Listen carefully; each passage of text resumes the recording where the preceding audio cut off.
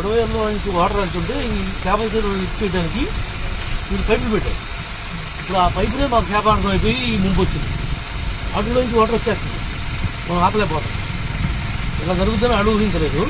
ఇప్పుడు పెట్టుతాం. ఇప్పుడు తీసేయించడం బెటర్. ఇప్పుడు తీయలేదు సార్. అయిపోయిన తర్వాత షట్టర్స్ పెట్టుకుని చెప్పాలి. లాక్ పైనుంచి చక్కలు ఇస్తే క్లోజ్ అయిపోద్ది, ఓపెన్ చేస్తే ఓపెన్ అయిపోద్ది. అలా పెట్టామనుకోండి ఎవరికి ఏ రకమైనటువంటి ఇబ్బంది కూడా రాదు. ఈ మండలంలో మూడు విలేజెస్ దెబ్బతిన్నాయి సార్. తెలపడ మండలం, ఏలూరు మండలంలో 14 విలేజెస్ మొత్తం నీళ్ళలోనే ఉన్నాయి. రోడ్లు లేవు, ఇల్లు అయితే పట్టలేదు. కొద్దిగా కలకూరులో కొద్దిగా పట్టింది. అందరికీ బియ్యం కూడా ఇచ్చి మంచి ఇస్తాను. ఈ వాటర్ కూడా పక్కకు రావడం కూలర్ దగ్గర అంటే చూడ 1% కూడా కాదు ఈ వాటర్. ఇచ్చే వాటర్ ఇంత వాటర్ అవుతున్నా ముందు మనం గోదావరి వెళ్తున్నా ట్రాక్టర్ మీద మీకు ఇబ్బంది అయిపోతుంది. కానీ గోదావరి వెళ్తున్నట్టు వెళ్తున్నది. గోదావరి ఫ్లడ్ వస్తుంది చూడండి, అట్లా వెళ్తుంది. ప్రస్తుతానికి ఏం పెరగలేదు. అక్కడ క్లియర్ అయితే తప్ప ఈ ఏదైనా సమ్మర్లో గట్టిగా టైనప్ చేయాలి సార్. మీకు ఏంటండి లాస్ట్ 5 years వీటిని ఇక్కడైతే సార్ ఇక్కడ జస్ట్ మీరు ఇచ్చారు చర్చ్ కాడికి వెళ్ళారు కదా, చర్చ్ కాడి దానికి కొబ్బరికాయ కూడా కొట్టలేదు. 80 లక్షలు బిల్ చేసుకుని అది పని చేయకుండా ముందుకు రికార్డ్ చేసేసి శాంక్షన్ పెట్టేసుకుని టెండర్ వేసేసుకుని పైపెచ్చి మా డబ్బులు ఇవ్వట్లేదు, కోర్టులు వేశారు ఎదురు. ఎంత దారుణం అంటే సార్ మీరు కొద్దిగా దృష్టి పెట్టి ఇది విజిలెన్స్ మీరు రాసి మేరు కలెక్టర్ గారితో పంపించి ఎంక్వైరీ చేయించి అసలు ఎందుకు రికార్డ్ చేయడం ఏంటి, టెండర్ పెట్టడం ఏంటి, పని ఒక్క బకెట్ అని తీసాడా? 80 లక్షలు సార్. మనం ఎదురు కోర్టుకు వెళ్ళడం, న్యాయస్థానం కూడా మోసం చేయడం, ఇంత దుర్మార్గమైనటువంటి పాలన ఎప్పుడు కూడా ఉన్నాయి. ఒక్క బకెట్ కూడా తెలియదు అనుకోని ఇంత భయపెట్టేసి వాడు సెక్షన్ ఆఫీసరు ఒక ఎమ్మెల్యేనో మంత్రో జిల్లా అఫీషియల్స్ గట్టిగా చేయమని అంటుంటే వాళ్ళు ఏం మాట్లాడగలుగుతారు పాపం? ఏ భయానికి ఉంగి పెట్టేశారు. వాళ్ళు ఎదురు కోర్టుకు వేశారండి మా బిల్లులో లేదని. నిజాయితీగా పనిచేసిన వాళ్ళకేమో ఇవ్వకుండా ఆపారు, పనిచేయని వాళ్ళు ఏమో ఎదురు కోర్టు ఫీజు లాగేసుకుంటూ ట్రై చేశారు. ఇవన్నీ పీస్ఫుల్గా వాతావరణం వచ్చిన తర్వాత కొద్దిగా మీరు ఎస్పీ గారికి ఇన్స్ట్రక్షన్స్ ఇచ్చి ఎట్లా చేయాలి న్యాయ ప్రకారం చేయండి. ఎవరి మీద కూడా అన్యాయంగా ఏమీ చేయొద్దు. న్యాయ ప్రకారమే తప్పు చేసిన మాత్రం వదిలిపెట్టాలి. భవిష్యత్తులో భావితరాలు భయం ఉండాలి. నుంచి వాటికి 2 inches తగ్గిద్దాక, నిన్న మాత్రం 1 feet తగ్గిద్దాక. నేను పక్కన సర్పంచ్ మన మధ్యలోనే వాటర్ మొత్తం ఇంకా వాటర్ వల్ల ఎంత ఇంటేక్ వస్తుందో దాని మీద ఈ రెయిన్కి అయితే ఏం లెక్క చేయదు సార్. ఈ ఉన్న రెయిన్కి ఈ మాత్రం పడితే కనుక ఇబ్బంది లేదు. కానీ పై కిందకి గ్యాప్ లేకుండా పడితే మాత్రం మళ్ళీ ఒకసారి ఇంకో ఊపు. ఈ ఉండైతే మాత్రం అసలు ఏ రకమైన ఇబ్బంది లేదు, సేఫెస్ట్. అది గ్రాండ్ రేట్ అందరూ ఇదే జాబ్లో ఉన్నారు. ఫిట్ క్యాంప్స్ కూడా కలెక్టర్ గారు 200 టన్నులు పశువులకు కూడా దానా ఆర్డర్ చేశారు. నేను చెప్పాను ఆర్డర్ గారికి, జేడీ గారికి 4 రోజులు బట్టి చెప్తున్నా ఇట్లా ఉంది సార్. తినడానికి గేదెకి కానీ ఆవుకి కానీ గడ్డి ఎక్కడ దొరుకుతుంది? ఎండు గడ్డి లేదు, పచ్చి గడ్డి లేదు. అవి పాలు ఇవ్వట్లా, అందుకు లీటర్ పాలు ఇచ్చామనేవాడు.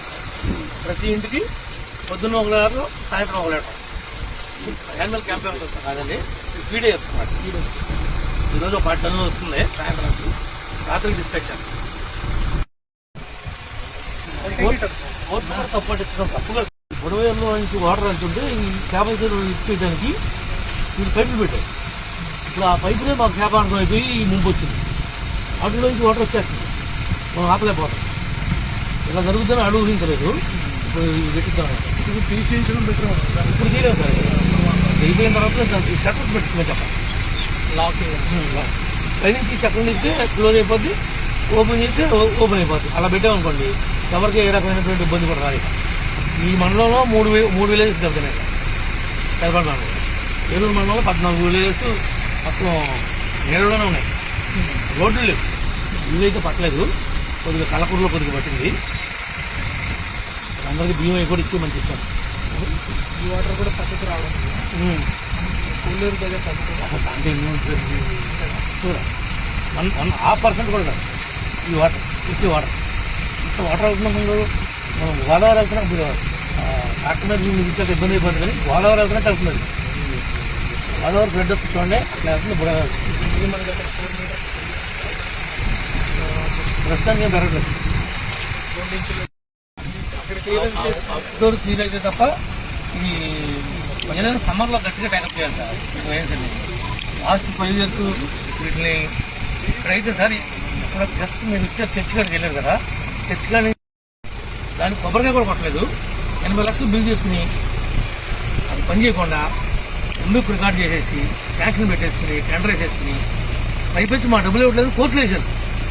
ఎదురు ఎంత దారుణం అంటే సార్ మీరు కొద్దిగా దృష్టి పెట్టి ఇది విజిలెన్స్ మీరు రాసి మేలు కలెక్టర్ గారు పంపించి ఎంక్వైరీ చేయించి అసలు ఎందుకు రికార్డ్ చేయడం ఏంటి, టెండర్ పెట్టడం ఏంటి, పని పోనీ ఒక్క బకెట్ అని తీసాడా? 80 లక్షలు సార్. మనం ఎదురు కోర్టుకు వెళ్ళడం, న్యాయస్థానం కూడా మోసం చేయడం, ఇంత దుర్మార్గమైనటువంటి పాలన ఎప్పుడు కూడా ఉన్నాయి. ఒక్క బకెట్ కూడా తెలియదు అనుకోని ఇంత భయపెట్టేసి ఇప్పుడు వాడు సెక్షన్ ఆఫీసరు ఒక ఎమ్మెల్యేనో మంత్రో జిల్లా ఆఫీషియల్స్ గట్టిగా చేయమని అంటుంటే వాళ్ళు ఏం మాట్లాడగలుగుతారు పాపం?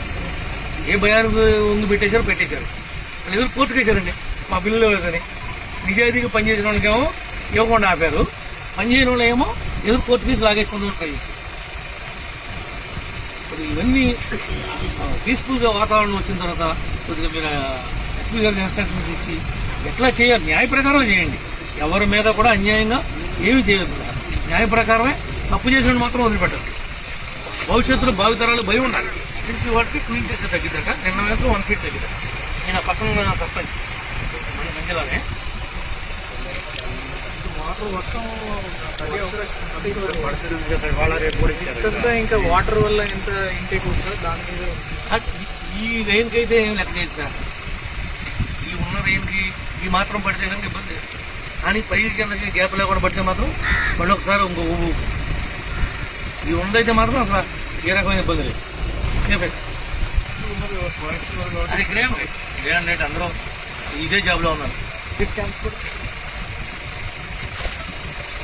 కలెక్టర్ గారు 200 టన్నులు పశువులకు కూడా దానా ఆర్డర్ చేశారు. నేను చెప్పాను ఆర్డీ గారికి, జేడీ గారికి 4 రోజులు బట్టి చెప్తున్నా ఇట్లా ఉంది సార్. తినడానికి గేదెకి కానీ ఆవుకి కానీ గడ్డి ఎక్కడ దొరుకుతుంది? ఎండు గడ్డి లేదు, పచ్చి గడ్డి లేదు, అవి పాలు ఇవ్వట్లా. అందుకు లీటర్ పాలు ఇచ్చామనేవాడు. ప్రతి ఇంటికి పొద్దున్న 1 లీటర్, సాయంత్రం 1 లీటర్. యానిమల్ క్యాంప్ ఏమవుతుంది కాదండి, ఫీడే చెప్తున్నాడు. ఈరోజు 10 టన్నులు వస్తుంది సాయంత్రం, రాత్రికి డిస్పాచ్. కోర్టు తప్పు పట్టించడం తప్పుగా సార్. ప్రజాధనం పుట్టుకునేది